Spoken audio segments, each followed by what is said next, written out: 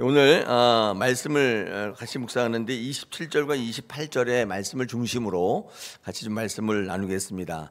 여러분 잘 나오셨습니다. 드디어 2025년도 1월 달이 시작되고 그 첫 월삭 기도회를 드리게 되었습니다.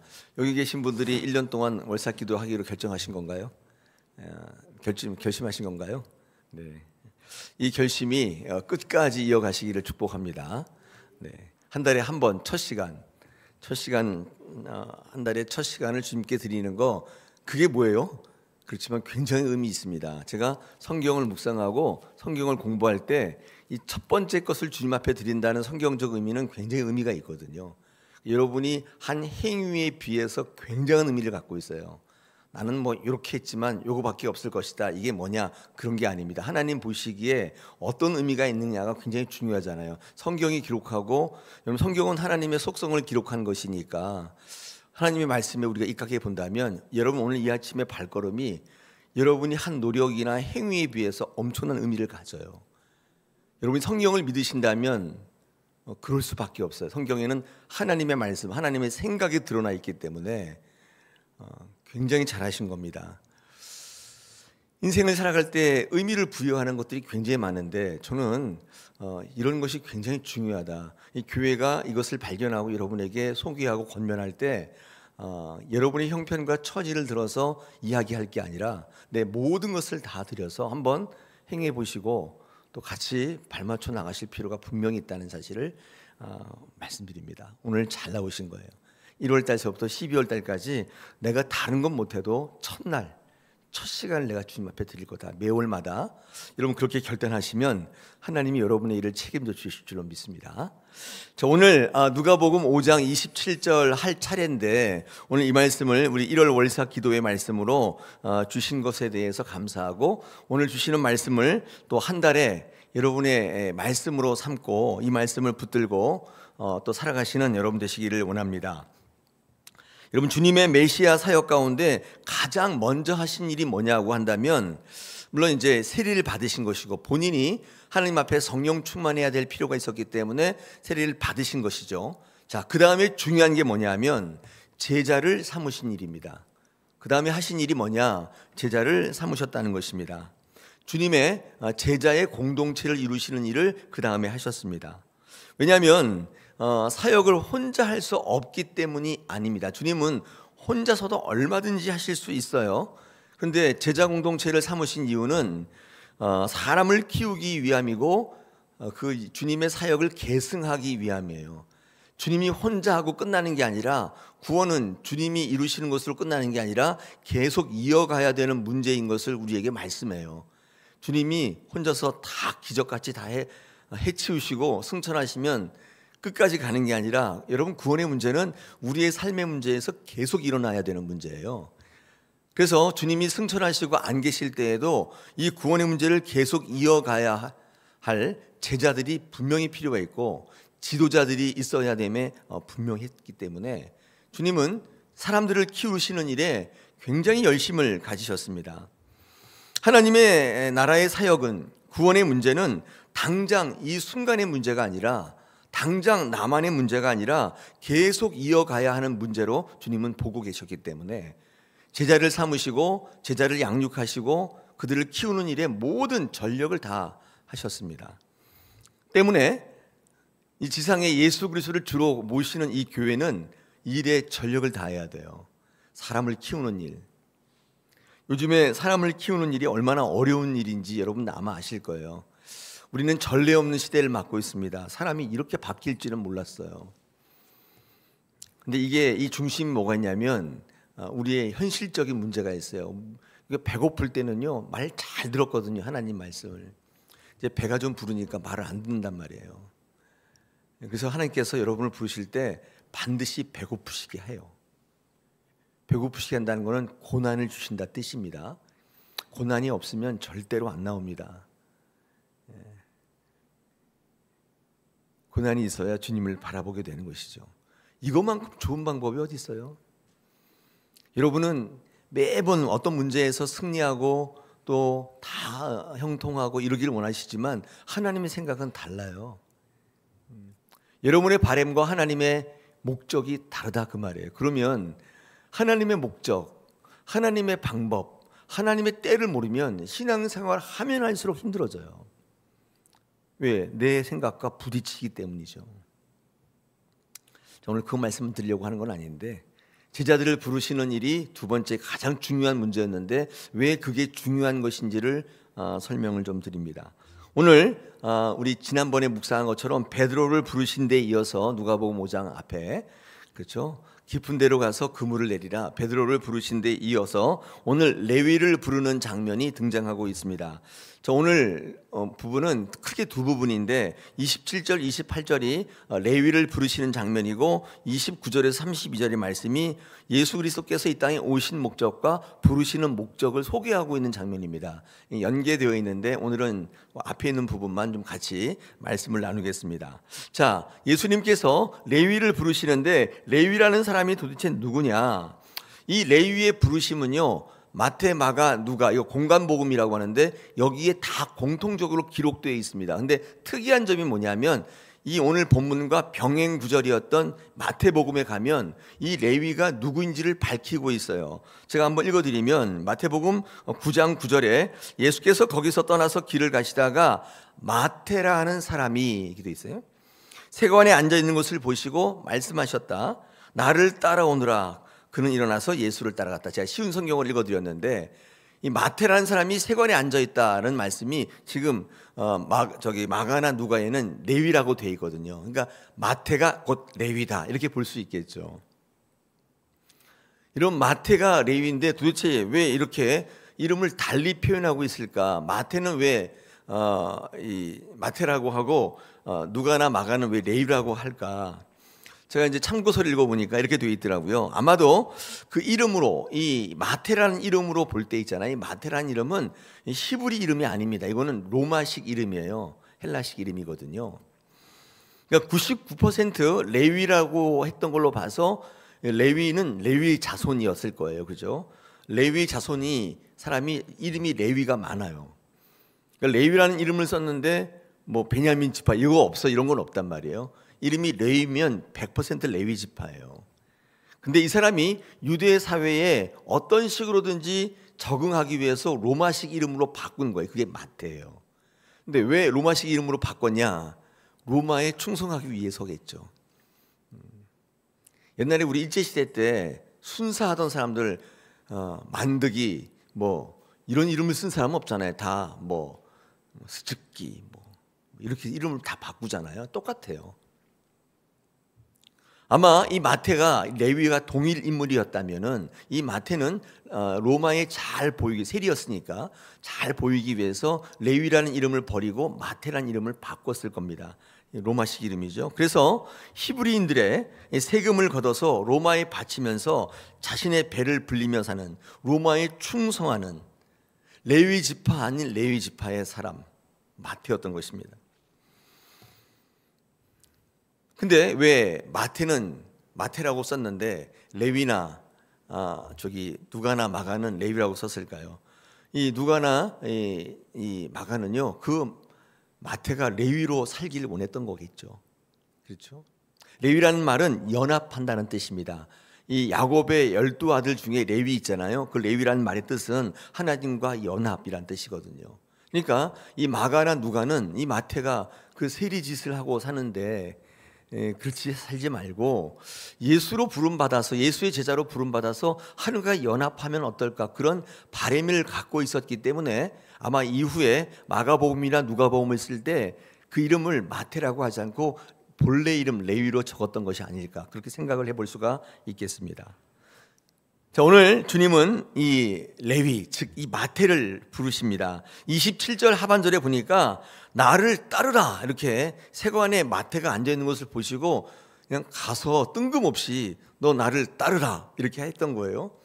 그때 28절에서 마태가 뭐에 홀린 듯이 벌떡 일어나서 모든 것을 버리고 일어나 따랐다. 성경은 이렇게 단촐하게 설명하고 있습니다. 굉장히 간단 명료하죠. 복잡하지 않습니다. 예수가 부르시니 모든 것을 버리고 그냥 일어나 따랐다고 성경은 우리에게 증거하고 있습니다. 여기에 이런 말이 없어요. 그러면 직장은 어떻게 되는 거죠?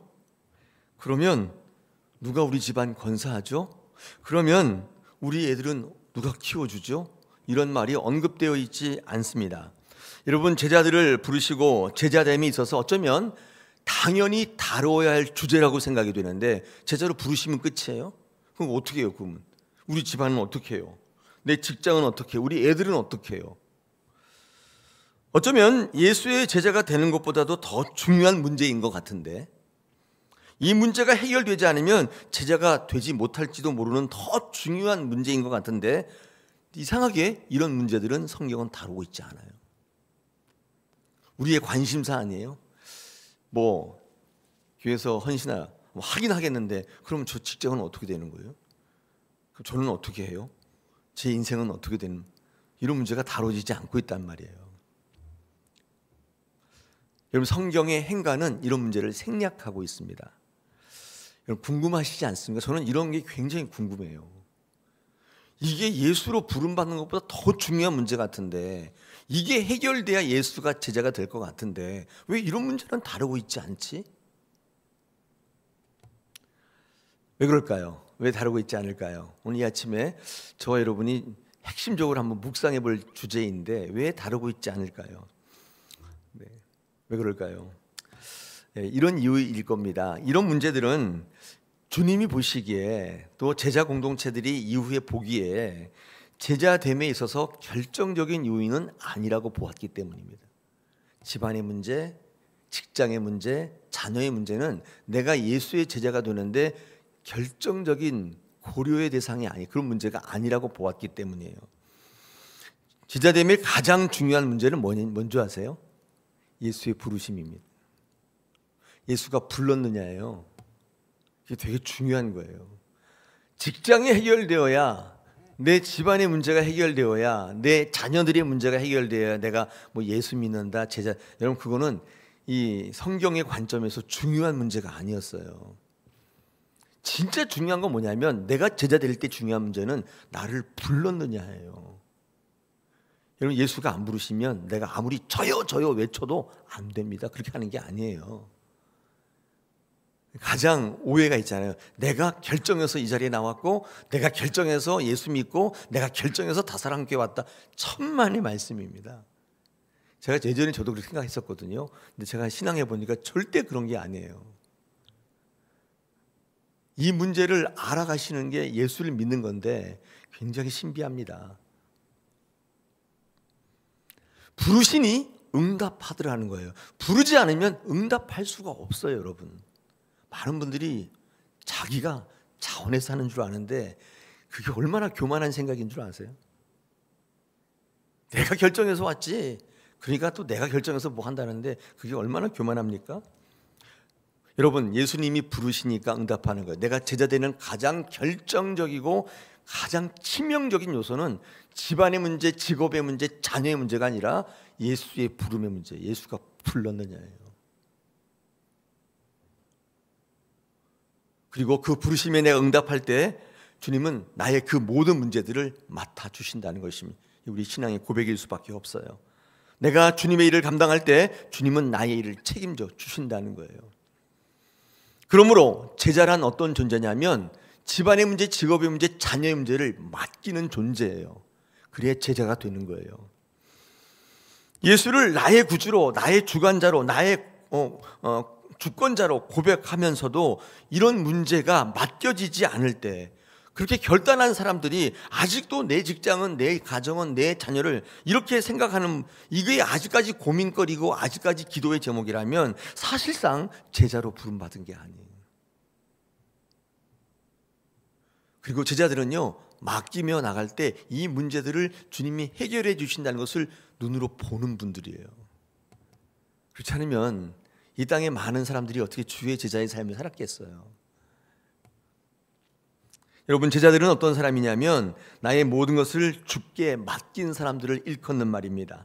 주님이 부르신 부름의 상을 향하여, 오늘도 그리스도 예수 안에서 표대를 향하여 달려가는 사람들을 말하는 거예요. 그들이 제자인 거예요. 어떡하지? 우리 집안은? 내가 이러면 우리 사업은 어떡하지? 애들은 누가 먹여 살리지 제자가 아닌 거라고요. 그냥 무리예요, 무리. 그런 분들은 계속 예수님의 손에 뭐가 떨어지냐를 보면서 신앙해요. 그러니까 예수님을 알아갈 길은 별로 없어요. 예수님의 손에서 뭐가 있나 그것만 주목하며 사는 거예요. 내게 오늘 뭘 줄 수 있지 예수님이? 여러분, 이 말은 좀 더 정확히 얘기하면 내가 주인이고 주님은 돕는 분 정도예요. 이걸 어떻게 우리가 신앙이라고 할 수 있겠어요?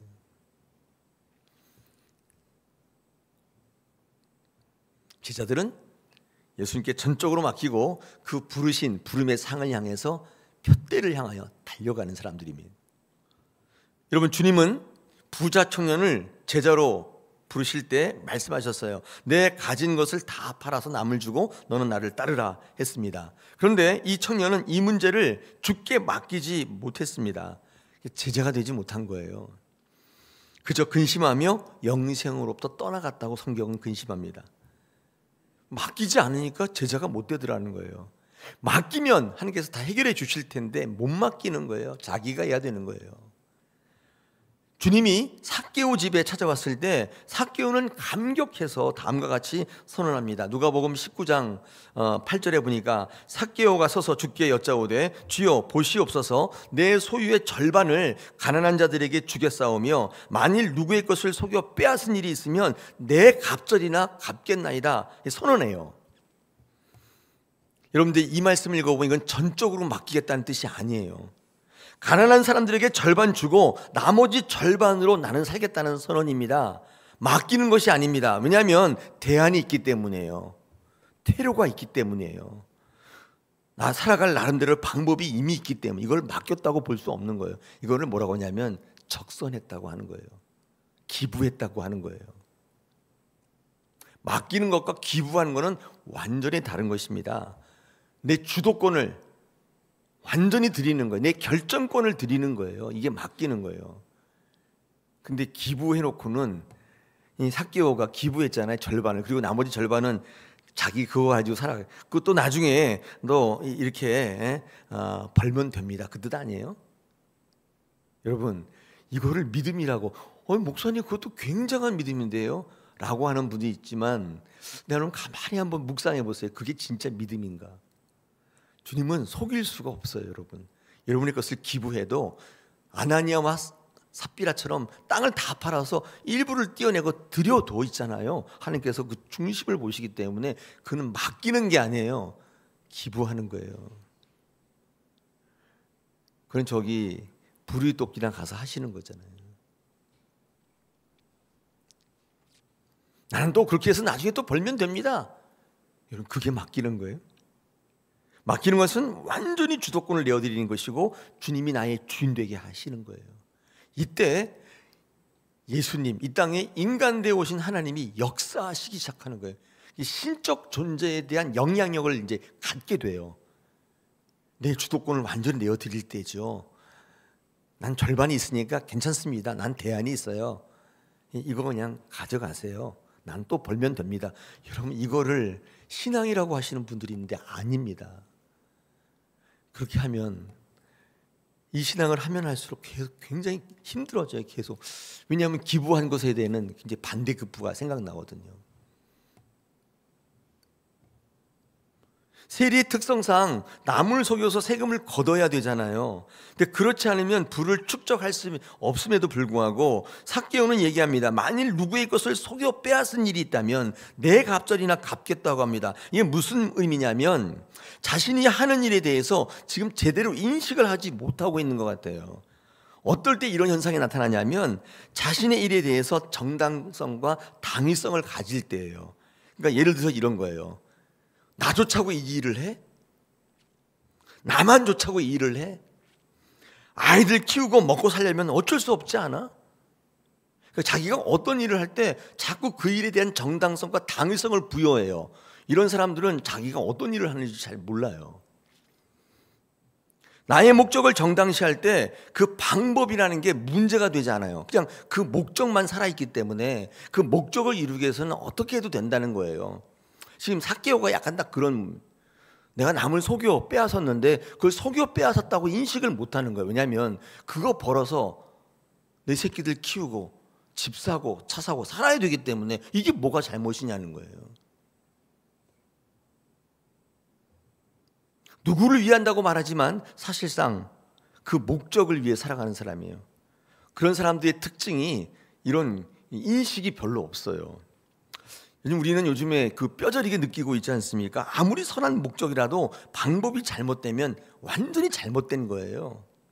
여러분, 신앙도 마찬가지입니다. 아무리 선할지라도 방법이 잘못되면 그냥 악이 되는 거예요.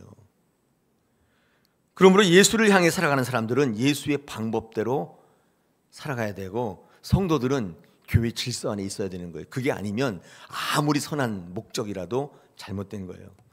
제가 이 어떤 글을 읽다 보니까 이런 얘기가 있습니다. 요즘에 이런 얘기 참 많이 나와요. 글들에, 아티클에 보면, 신문 사설이나 논란에 보면 많이 나오는데, 법학에서 법을 뭐라고 하냐면 목적법이 아니라 절차법이라고 이야기한대요.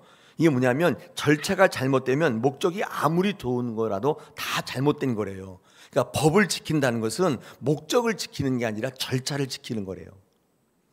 왜냐하면 절차라는 것은 목적을 위한 구성원들의 합의이기 때문에 그렇다는 거예요. 목적이 좋다고 방법을 자기 멋대로 하면 안 된다는 거예요. 그게 법이라는 거예요.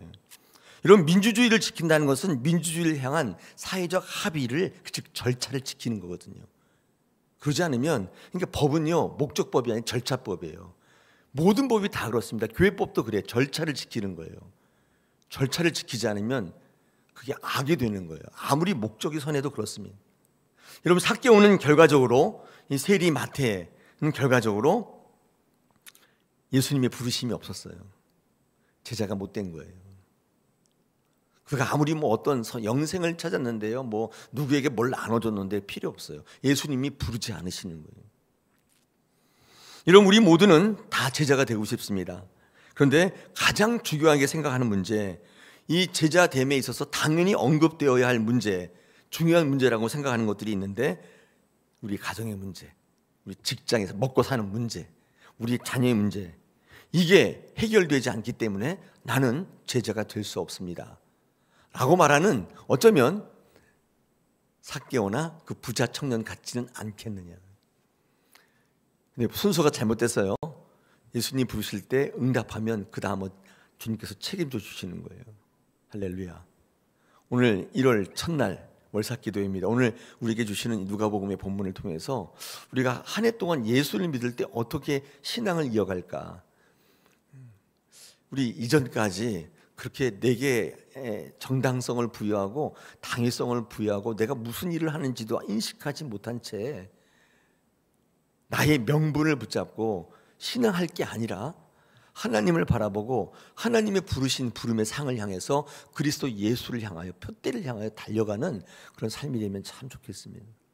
여러분, 그러면 여러분 살아가는 현장 속에서 신기한 일들이 벌어지게 돼요. 내가 안 했는데 하나님께서 은혜로 채워지는 것을 느끼게 되고, 와, 이게 신앙이구나. 이게 하나님을 믿는다는 거구나. 이게 하나님이 나랑 동행하시는 거구나. 이거를 체험하며 살아가는 거예요. 여러분, 그 인생 끝내주지 않겠어요? 멋지지 않겠어요? 근심 걱정이 없어지지 않겠어요? 하나님이 계신데 무슨 근심 걱정이 있어요? 내 기준을 가지고, 내 잣대를 가지고 하나님을 보는 게 아니라 말씀을 가지고 보니까 확 열려버리더라는 거예요. 사랑하는 여러분, 그렇게 한번 2025년도 달려가고 싶시다. 주님께서 살아계시기 때문에 여러분과 동행하시고 여러분의 모든 일들 가운데 주님 되게 하실 줄로 믿습니다. 우리 이 시간에 주시는 말씀 가지고 한번 같이 결단하며 기도하며 나가기를 원합니다. 오늘 주시는 말씀, 2025년도 1월 첫 주 첫날 주시는 이 말씀이 어쩌면 1월달 여러분의 삶을 결정지을 것이고, 아니 2025년도 여러분이 예수 믿는 신앙의 결정적인 요인이 될 겁니다. 부르셔야 되는구나. 내가 찾아가서 자원했다고 되는 게 아니구나. 부르셔야 되는구나. 주님, 저를 불러주시옵소서. 그리고 부르실 때 직장의 문제, 가정의 문제, 자녀의 문제 때문에 그 부르심에 거절했던 그 부자 청년 삭개오, 제가 이런 예를 들었는데 그들은 예수님의 제자가 될 뻔했지만 되지 못했어요. 부르시지 않았어요. 왜? 맡기지 않았기 때문에. 오늘 주시는 말씀은 굉장히 간단 명료합니다. 부르시니까 나온 거예요. 응답하니까 주님이 책임져 주신 거예요. 오늘 이 말씀을 우리 고백하시면서 주님, 제가 이 한 해 동안 이렇게 신앙생활 하겠습니다. 바꾸겠습니다. 주님, 저와 동행하여 주옵소서. 제가 제자 되기를 원합니다. 이 시간 같이 한번 결단하며 기도하시면서 하나님 앞에 나가시겠습니다. 기도하겠습니다.